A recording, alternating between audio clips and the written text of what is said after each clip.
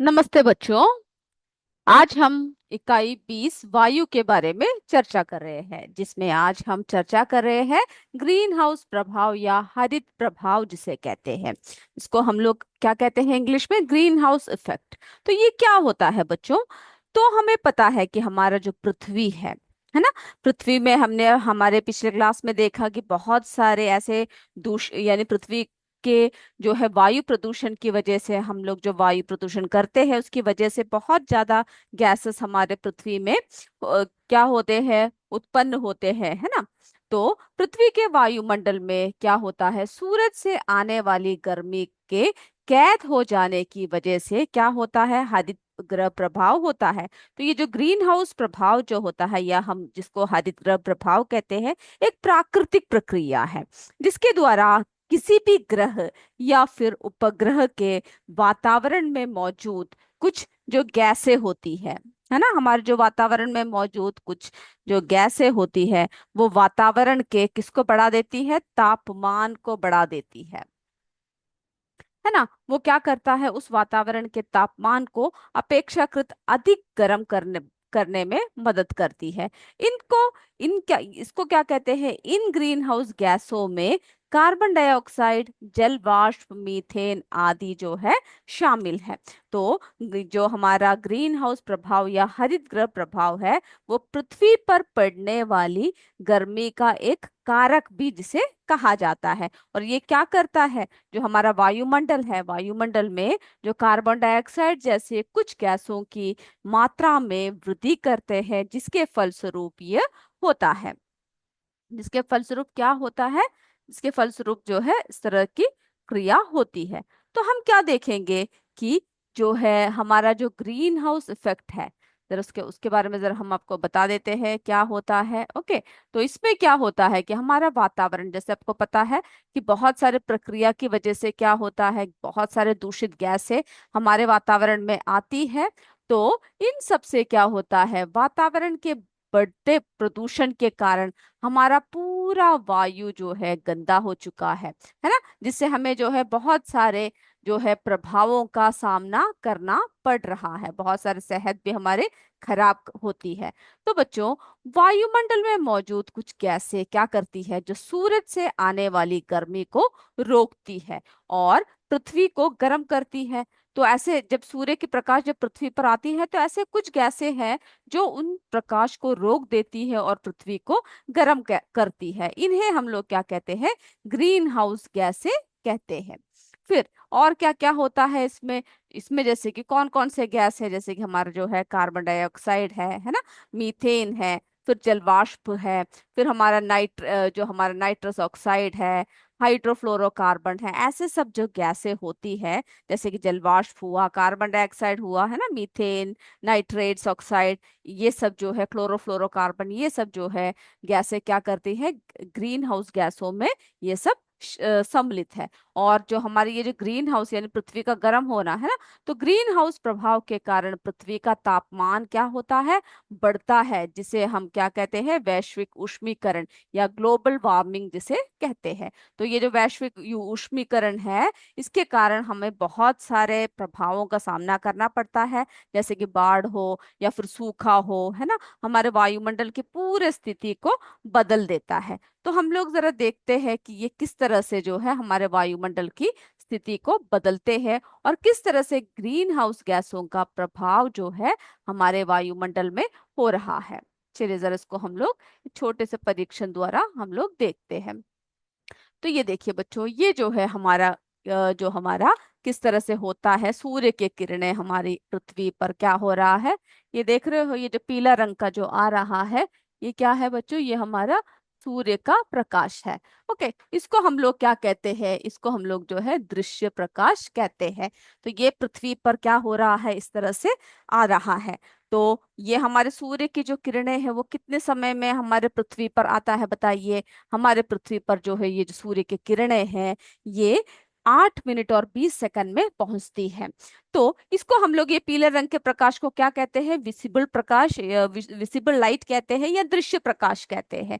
और ये जो लाल रंग की जो है ना, इसे हम लोग क्या कहते हैं? इसे जो है हम लोग अवरक्त किरणें या तरंगे कहते हैं, यानी इंफ्रारेड रेस कहते हैं इसे। ये क्या करती है? ये ऊष्मा प्रदान करती है।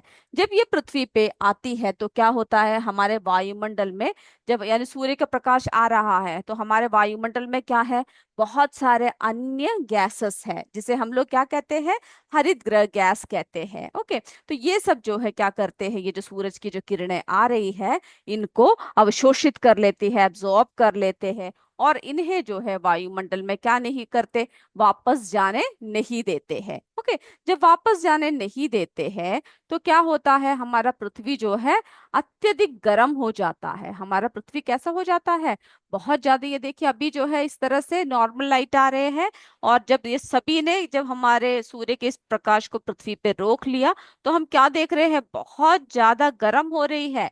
तो ये देखो बच्चों, तापमान जो है हमारी पृथ्वी का बढ़ रहा है। अगर ये किरणें इसी तरह से, यानी अगर हमारी भूमि इसी तरह से गर्म होती रही तो क्या होगा? हमारा भूमि का तापमान को अगर हमने बनाया नहीं रखा तो क्या होगा? हमारी हमें जो है बहुत सारे विनाशों का सामना करना पड़ सकता है ना। तो पृथ्वी की गर्मी जो है जब बढ़ जाएगी तो क्या होगा? धीरे धीरे बर्फ जो है, जैसे हमने कहा ध्रुव प्रदेशों की बर्फ जो है सब पिघल जाएगा। तो पृथ्वी के वायुमंडल का धीरे धीरे गर्म होना ग्रीन हाउस प्रभाव के ही कारण है। और इन ग्रीन हाउस प्रभाव में, है ना, ग्रीन हाउस जैसे गैस, जैसे कि जो हमारा कार्बन डाइऑक्साइड है, जल वाष्प है, मीथेन है, हमारा जो नाइट्रेट्स है, ये सब जो है, क्लोरोफ्लोरोकार्बन है, ये सब, इन सब का प्रतिशत क्या होगा बच्चों? इन सब का प्रतिशत जो है हमारे पृथ्वी में इसी तरह से बढ़ जाएगा, और जिसकी वजह से क्या होगा? पूरी जो ये जो पृथ्वी है हमारा, पूरा क्या कर लेगा? सब कुछ सोख लेगा, गर्मी को सोख लेगा। और जैसे कि आपको पता है ना कि कुछ हरे पौधे कैसे होते हैं? गर्म वातावरण में होते हैं, लेकिन ठंडे प्रदेशों में उन पौधों को कैसे पनपाते हैं हम लोग? उनको जो है शीशे की दीवारों से निर्मित घर बनाया जाता है, जिसको हम लोग हरित गृह या पौधागर, ग्रीन हाउस कहते हैं। और उन शीशे के दीवारों में क्या होता है? उन शीशे के दीवारों द्वारा सूर्य की प्रकाश जो है अंदर प्राप्त करते हैं, फिर उसमें गर्मी को बनाए रखता है। तो वायुमंडल में भी अगर इसी तरह से कार्बन डाइऑक्साइड की उपस्थिति के कारण क्या होगा? इसी तरह से हमारा भी पौधागर जैसे हाल हो जाएगा, है ना। पौधागर की ही तरह प्रभाव उत्पन्न करेगा, और इसी कारण इसे पौधागर प्रभाव या हम लोग ग्रीन हाउस प्रभाव कह सकते हैं। तो इससे जो है हमारी पृथ्वी की गर्मी बढ़ सकती है, बर्फ पिघल सकते हैं, और प्रदूषण अगर नहीं रुका तो हमारे छोटे छोटे महाद्वीप सब क्या हो जाएगा? सारे महाद्वीप जो है सब डूब जाएगा। ओके, तो ये जो है हमने हरित गृह प्रभाव देखा कि किस तरह से होता है। अब उस जिस तरह से हमने हरित गृह प्रभाव देखा, उसी का एक और ये देखते हैं, वो है हमारा अम्ल वर्षा। आपने कभी सुना है अम्ल वर्षा क्या होता है? मेरे बच्चों ने सुन रखा है क्या? यानी एसिड रेन जिसे कहते हैं, अम्ल वर्षा। ओके, अम्ल वर्षा उस वर्षा को कहते हैं जिसमें जो है सल्फर डाइऑक्साइड, है ना, जिसमें हमारा सल्फर डाइऑक्साइड एवं नाइट्रोजन ऑक्साइड जैसे जैसे घुले हुए प्रदूषकों की उपस्थिति के परिणाम स्वरूप क्या होता है? सामान्य से अधिक जो है हमारा वर्षा का जल जो है अम्लीय हो जाता है। कैसा हो जाता है? अम्लीय हो जाता है। ओके, अम्लीय हो जाता है। और ये अम्लीय ऑक्साइड जो है किस वजह से होता है? कैसे जो है अम्ल वर्षा होती है? किन किन वजह से होती है? जैसे कि हम लोग जो दहन करते हैं, जो जीवाश्म ईंधनों का दहन हमारे पृथ्वी पे जो करते हैं, उन सब से क्या होते हैं? बहुत ही विषाक्त हमारे वातावरण में मुक्त होता है। और अम्ल वर्षा के मुख्यतः कौन कौन से अम्ल होते हैं बच्चों? नाइट्रिक अम्ल। कौन कौन से होते हैं? नाइट्रिक एवं सल्फ्यूरिक अम्ल। नाइट्रिक होता है, और कौन सा होता है? हमारा सल्फ्यूरिक अम्ल।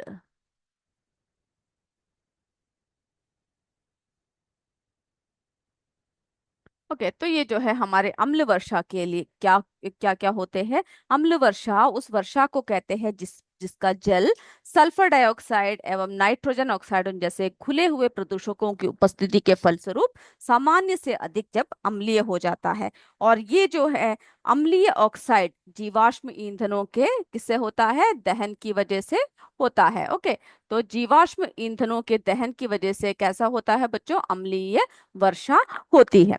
अब हम लोग देखते हैं कि किस तरह से जो है अम्लीय वर्षा हमारे इसमें प्रभाव डालता है। चलिए, तो आपके इसमें जो है एक चित्र दे रखा है अम्ल वर्षा चक्र। तो इस चक्र को देख रहे हो किस तरह से जो है हो रहा है। यानी अम्ल वर्षा में जो है मुख्यतः क्या होता है, हमारे जो है नाइट्रिक एवं सल्फ्यूरिक अम्ल होते हैं। तो ये क्या करते हैं, ये जो अम्ल वर्षा जब होती है यानी नाइट्रोजन के ऑक्साइडों एवं सल्फर डाइऑक्साइड के घुलने के फलस्वरूप होता है। ओके, ये सब जो है वर्षा के जल में घुल जाते हैं और जिसकी वजह से जो बारिश होता है वो उसको क्या कहते हैं, अम्ल वर्षा कहते हैं। और जिन जिन क्षेत्रों में होता है वहां का पर्यावरण पूरा क्या हो जाता है बच्चों, दूषित हो जाता है और बहुत ही विनाशों का सामना करना पड़ता है। जैसे कि यहाँ के जो इमारतें हैं ये सब कैसे हो गए हैं, ये देखिए ताजमहल जो इमारत है अम्लीय वर्षा के कारण कैसा हो गया है, सफेद संगमरमर का ताजमहल पीला पड़ चुका है। तो अम्ल वर्षा भवनों एवं मूर्तियों, विशेष करके पत्थर एवं संगमरमर से बनी हुई जो वस्तुएं हैं उन सबका शरण करती है। तो अम्ल वर्षा से पर्यावरण पर दुष्पर जो हमारा बहुत ही दुष्परिणाम होता है, ये हमें जो है इन सब रूपों में साफ साफ दिखता है। तो अम्ल वर्षा यही नहीं, हमारे मृदा, जल स्रोत, जंगलों और मानवीय स्वास्थ्य को भी क्या कहता है, नुकसान पहुंचाता है। जिससे कि क्या होता है, जो झीलों में जो मछलियां होती है ना, उन सब की प्रजातियां और जंगलों में बहुत सारे वन्य जीवों की प्रजातियां सब विलुप्त हो चुकी है। तो हमें जो है क्या नहीं करना चाहिए, प्रदूषण को जो है हमें रोकना चाहिए, जिससे कि ये सब हमारे जैसे अम्ल वर्षा है या फिर हमारा जो ग्रीन हाउस प्रभाव है उन सबको हम लोग क्या कर सके, सही से संतुलन बनाए रखें। तो बच्चों आज की क्लास इतना ही, अगली कक्षा में हम फिर मिलेंगे। तब तक जय विद्या शक्ति, जय हिंद, जय भारत। धन्यवाद बच्चों।